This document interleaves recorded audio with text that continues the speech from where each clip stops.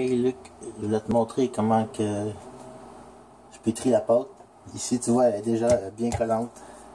Elle est molle, puis elle colle au comptoir. Ça c'est pas bien. C'est difficile à manipuler, mais c'est pas mal la pâte idéale. Parce qu'on veut, on veut une pâte bien humide. Si c'est pas humide, assez, elle lève pas bien. Tu vois, j'ai ce magnifique outil. Avec un côté plat, puis un côté qui permet de bien décoller la pâte facilement, même si elle est collée. Puis aussi de nettoyer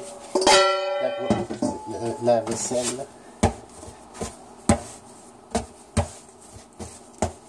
Là, j'ai réussi à mettre les ingrédients assez exacts du premier coup pour obtenir la bonne texture. C'est le moyen de ne pas perdre son temps à rajouter de la farine, rajouter de l'eau, rajouter de la farine.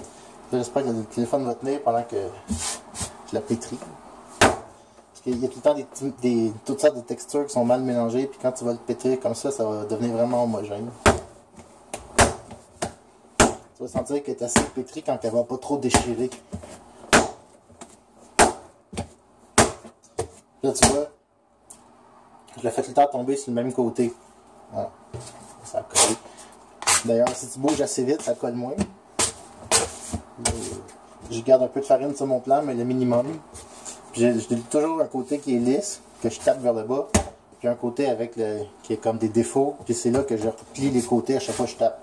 Je replie vers le milieu, je replie vers le milieu. L'idée c'est comme de travailler, il y a comme un cœur au pain, tu veux le garder au milieu pour pas le déchirer, puis garder aussi, tu vas voir qu'après que ça ait levé, c'est le cœur qui est le plus chaud et le plus humide.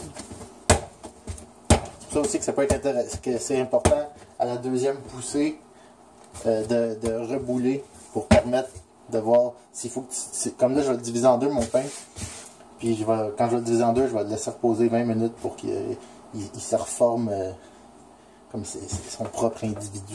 Je vais aussi te montrer ça, c'est la lame pour couper le pain. On peut le couper au début de la levée puis à la fin de la levée, ça a des effets différents. C'est ce qu'il y a de best pour trancher le pain. Ça tire pas la pâte même si elle est collante. Tu peux faire ce que tu veux avec ça. Puis tu peux aussi te couper les doigts, ça fait vraiment mal. Faut pas. C'est comme une lame de rasoir. Bon voilà.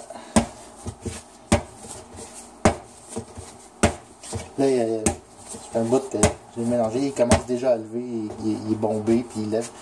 Il y a pas mal d'homogène, un coup qui a une bonne coupe de. Là, après, je laisse lever ici. Mon four est juste ici, puis je le laisse chauffer doucement pendant que je laisse ça lever de même. Voilà. C'est cela.